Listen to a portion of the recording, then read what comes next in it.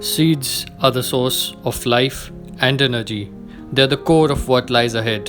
They sprout new energy, new beginnings, only to fade away and be born again.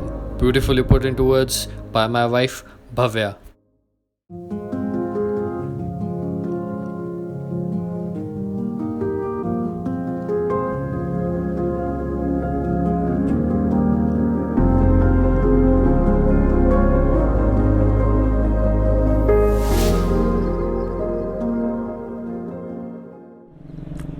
Hello and welcome back to the baking gardener vlogs. शाम का time है और आपको ये किश्ती देखकर कुछ याद आया।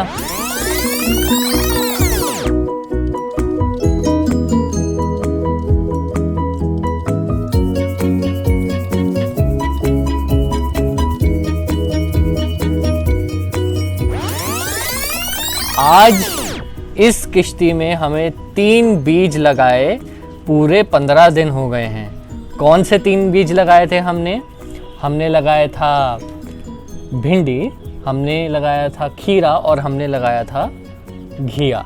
बहुत सारे फ्री के ज्ञान मिलते हैं इंटरनेट पे, यूट्यूब पे। X डालिए, Y डालिए, मिठास, मसाला और अच्छा सब कुछ डाला तो फिर वो पावर पफ गर्ल्स बना देते हैं। हमें पावर पफ गर्ल्स नहीं बनाने हैं, हमें पौधे उगाने हैं और that is very simple and straight forward. धूप, पानी, हवा और खाद। धूप, पानी, हवा, खाद, ये 4 चीज़ें अगर आपके बीजों को राइट प्रोपोर्शन में मिल जाएं तो उसका रिजल्ट आता है ये देखिए मेरे भिंडी के सैपलिंग्स कितने हरे भरे और सुंदर लग रहे हैं। तो आज मैं आपसे क्यों मिल रहा हूँ? आज मैं आपसे इसलिए मिल रहा हूँ कि अब टाइम आ गया है कि मैं इन भिंडी के सैपलिंग्स को ट्रांसप्लांट कर दूँ अपनी बड़ी क्यारी में, जिसमें खाली जगह है। जो सेंटर पोर्शन है इस क्यारी का वो बिल्कुल खाली है इस टाइम। तो मैं आज आपको दिखाऊंगा कि मैं कैसे तैयारी कर रहा हूँ अपने क्यारी में ट्रांसप्लांट करने के लिए। मैं आपको बताऊंगा कि क्या राइट टाइम है जब आप इसको ट्रांसप्लांट करें, और मैं आपको साथ में ये भी बताऊंगा कि जब आप ट्रांसप्लांट कर रहे हैं उससे पहले छोटी छोटी चीज़ें जो आपने करनी है बिफोर ट्रांसप्लांटिंग योर सैपलिंग्स। मिट्टी का कॉम्बिनेशन हमारा जो जनरली हर पौधे के लिए रहता है मेरा, चाहे वो फ्लावरिंग हो चाहे फ्रूटिंग हो। हाँ, जब आप बीज लगा रहे हैं तो कॉम्बिनेशन थोड़ा अलग हो जाता है, पर जब आप पूरे पौधे लगा रहे हैं तो कॉम्बिनेशन एक ही रहेगा। 60% आपकी ये गार्डन सॉइल रहेगी, 20 to 30% आपकी खाद रहेगी और 10% नीम खली रहेगी। अब जब मैंने ये मिट्टी प्रिपेयर करी थी तो इसमें ऑलरेडी मैंने ये इसी हिसाब से मिट्टी तैयार करी थी, लेकिन क्योंकि इसमें बहुत टाइम से मैंने कुछ नहीं उगाया है तो मैं इसमें थोड़ी सी कंपोस्ट जो है सूखी और ऐड कर दूंगा, थोड़ी सी इसमें जान डालने के लिए। तो ये मैंने इसमें ब्लैक गोल्ड डाल दिया है। मैं इसको ब्लैक गोल्ड बोलता हूँ क्योंकि मिट्टी के लिए तो भाई और पौधों के लिए तो भाई ये गोल्ड ही है। तो ये हमने डाल दी है इसमें, ये देखिए सूखी कंपोस्ट। अब मैं इसको थोड़ा और गुड़ाई कर दूंगा और बस हमारी मिट्टी हो गई है तैयार। नीम खली इसमें मैं ज़्यादा और नहीं डालूंगा क्योंकि नीम खली डालने से, जैसे मैं आपको दूसरी वीडियोस में भी बता चुका हूँ, मिट्टी हार्ड हो जाती है और फिर उसमें क्या होता है, पौधा ना ग्रो नहीं कर पाता है हार्ड मिट्टी में, और पानी भी जो है मिट्टी कम सोखती है तब। तो इसीलिए नीम खली में और ज़्यादा नहीं डालूंगा, इसमें ऑलरेडी मैंने डाली हुई है।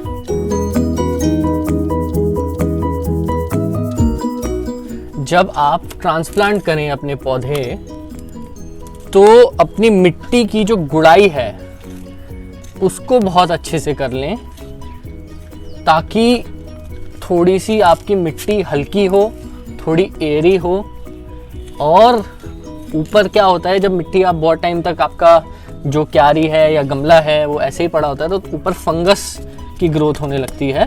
तो जब आप इसकी गुड़ाई कर देंगे तो फंगस वंगस सब जो है अंदर चला जाएगा और आपकी मिट्टी भुरभुरी हो जाएगी और ट्रांसप्लांटेशन में आसानी होगी।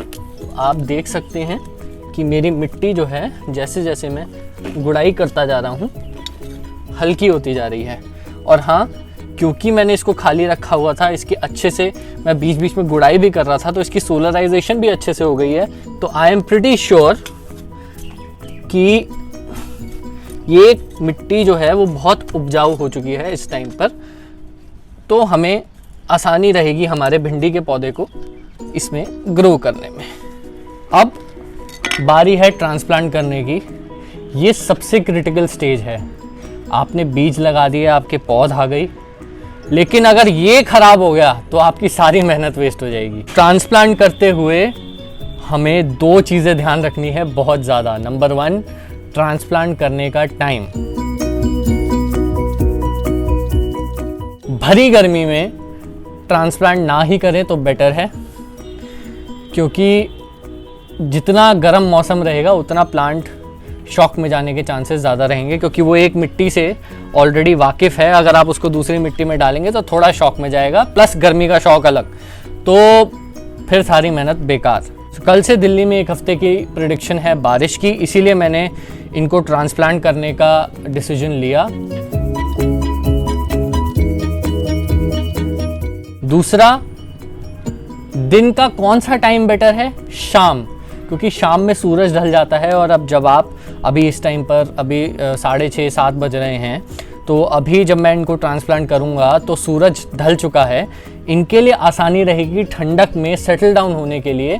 और वो जो रात के जो 12 घंटे हैं जब सबसे ज़्यादा शॉक में जाने के चांसेस रहते हैं, उन 8 से 12 घंटे में वो बिना धूप के हमारे भिंडी के सैपलिंग्स बिता लेंगे और मोस्टली चांसेस ये रहेंगे कि ये अच्छे से सरवाइव कर जाएंगे। तो 2 चीज़ें ध्यान रखनी है। नंबर 1, गर्मी ज़्यादा नहीं होनी चाहिए, और नंबर 2, शाम के टाइम ट्रांसप्लांट करें, चाहे आप कोई भी पौधे को, कोई भी सैपलिंग्स को ट्रांसप्लांट करें।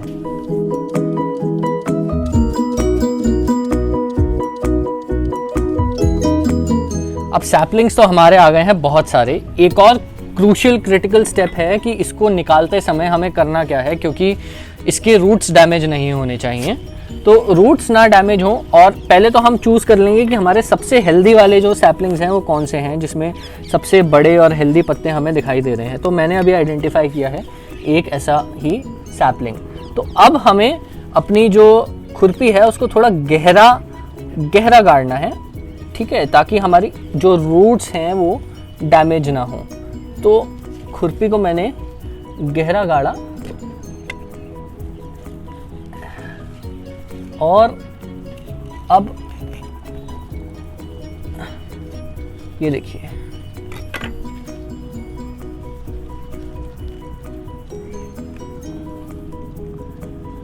ये मैंने निकाल ली अपनी पहली सैपलिंग। और देख सकते हैं आप, इसकी रूट्स ऑलरेडी काफ़ी डीप जा चुकी थी जब हमने इस प्लांट को निकाला है। ये मैंने पहला सैपलिंग निकाल लिया है अपना। अब टाइम फॉर ट्रांसप्लांटिंग। बहुत सिंपल, बहुत प्यार से हम इसको दबाकर ऐसे ट्रांसप्लांट कर देंगे अच्छे से, हैं। ये देखिए जी, तो पहला सैपलिंग हमने कर दिया है ट्रांसप्लांट।